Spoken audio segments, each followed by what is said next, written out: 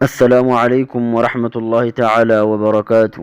ودي ቻናላችን ቤተሰቦች ቻናሉን ሰብስክራይብ ላይክ እና ሼር በማድረግ የበኩሎን ድጋፍ ያድርጉልን። بسم الله الرحمن الرحيم الحمد لله رب العالمين والصلاة والسلام على رسول الله صلى الله عليه وسلم. ዛሬም እንደተለመደው ከታሪክ ድርሳናቶች ውስጥ ለእናንተ ይጠቅማል ያልነውን እነሆ ለማለት መጥተናል።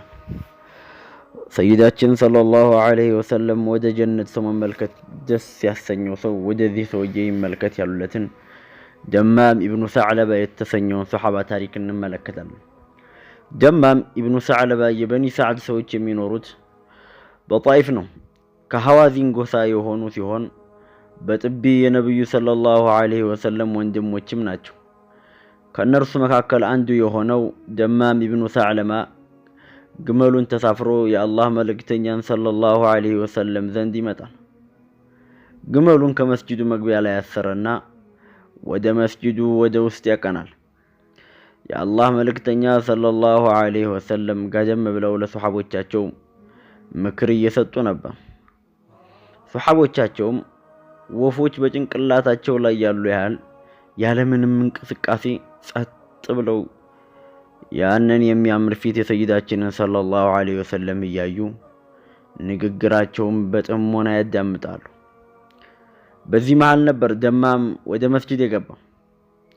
ደማም ገባና የአብዱል ሙጠሊብ ልጅ የት አለ አለ በገጠር ዘዬ ቋንቋ።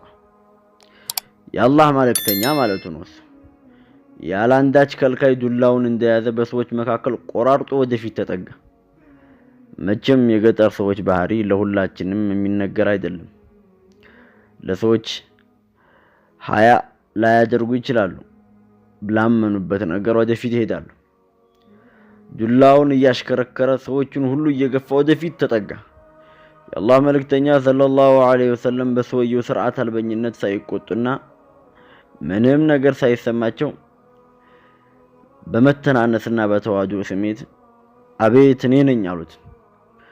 ሰውየው እኔ ጠይቃለሁ ጥያቄንም አጠነክርብሃለሁ በማለት ለሰይዳችን ይነግራቸዋል። ደስ ያለህን ጠይቅ ይሉታል ሰይዳችን ሰለላሁ ዐለይሂ ወሰለም። እሺ ጥያቄ ልጀምር፣ ሰማይን ከፍ ያደረገው ማን ነው አላቸው። አላህ ነው አሉት። ምድርንስ የዘረጋው ማን ነው? አላህ አሉት። ተራራን የቸከለው ማን ነው? አላህ ነው አሉት። ሶስተኛ እንግዲያውስ ሰማይን ከፍ ባደረገው ምድርን በዘረጋው ተራራን በቸከለው ጌታ ጠይቀሃለሁ፣ እውን አላህ ነው ወደኛ መልእክተኛ አድርጎ የላከህ አላቸው። የአላህ መልእክተኛ ሰለላሁ ዐለይሂ ወሰለም ተጋድመው ከነበሩበት ተነስተው ቁጭ አሉ። ፊታቸውም ተለዋወጠ። አሁን በአላህ ይሁንብኝ ደግሞ ጠየቃቸው። እውነት አላህ ነው በቀንና በሌሊት ውስጥ 5 ሶላቶችን እንድንሰግድ እንድታዘን ያዘዘህ አላቸው። አሁን በአላህ ይሁንብኝ አሉት። ሁለተኛ ሰውየው ጥያቄው ቀጠለ። እውን አላህ ነው የረመዳኑ ወር እንድንጾም ያዘዘን? አሁን በአላህ ይሁንብኝ አላህ ነው በማለት መለሱለት። አሁንም ቀጠለ። እውነት አላህ ነው ከሀብታችን ዘካን እንድናወጣ ለኛ እንድትነግር ያዘዘ? አሁን በአላህ ይሁንብኝ በማለት ሰይዳችን ይመልሳሉ። በእድሜያችን አንድ የሐጅ እንድናደርግስ እውን አላህ ነው እንድታዘን ያዘዘን? በማለት አሁንም ይሄ አዕራቢ የገጠር ሰው ይጠይቃቸው። አዎ በአላህ ይሁንብኝ አሉት። ሰውየውም በመቀጠል እንዲህ አለ። ከአላህ በስተቀር ሌላ አምላክ እንደሌለ መሰክራለሁ። አንተም የአላህ መልእክተኛ መሆንህን መሰክራለሁ። ወላሂ በሰማሁት ነገር ላይ አንዳችም ነገር አልጨመርም፣ አንዳችም ነገር አልቀነሰም። እኔ ደማም ኢብኑ ሰዕለባ የበኒ ሰዓድ ኢብኑ በክር ወንድም ነኝ በማለት ወደ ግመሉ ተመለሰ። የአላህ መልእክተኛ ሰለላሁ ዐለይሂ ወሰለም በዚህ ጊዜ ፈገግ አሉ። በማስከተልም ወደ ጀነት ሰው መመልከት ደስ ያሰኘው ሰው ወደዚህ ሰውዬ ይመልከታሉ ሰይዳችን ሰለላሁ ዐለይሂ ወሰለም። አላህ ያሳያችሁ። ይሄ ሰውዬ ውስጡ ጧሃራ ነው። ያለውን ጥያቄ ሁሉ ለሰይዳችን ጠየቀ። ረሱል ዐለይሂ ሰላቱ ወሰላም በሚገባ አድርገው መለሱለት።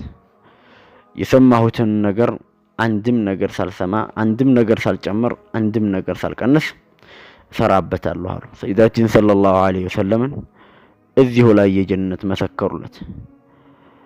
እንግዲህ እነዚህ አርካኑ ኢስላም ብለን የያዝናቸውን ነገሮች ዛሬ የሰው ልጅ ቀላል አድርጎ ይቆጥራቸዋል። አላህ ዘንድ ግን ያላቸው ደረጃ ከባድ የሚባል ደረጃ ነው። አንድ ሙእሚን እነዚህን መስራት ከቻለ በህይወቱ ላይ ትልቅን ግብ አሳክቷል ማለት ነው። ዱንያውም አኺራውም ያምርለታል። አርካኑ ኢስላም የእስልምና መሰረቶች ናቸው።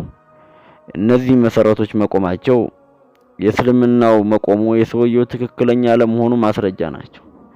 እነዚህን ግን የማጉደል አንዱን እንኳን ቢሆን ከእስልምናው ሊያስወጣው ይችላል። አላሁ ሱብሓነሁ ወተዓላ ልክ እንደ ሰዕለባ እኛንም አላሁ ሱብሓነሁ ወተዓላ ወደ ደጋጎቹ መንደር እንዲደበልቀን ዱዓችን ነው። ሰምተው ተናግረው ከሚጠቀሙት አላህ ያደርገን። فذكر فإن الذكرى تنفع المؤمنين والسلام عليكم ورحمة الله تعالى وبركاته.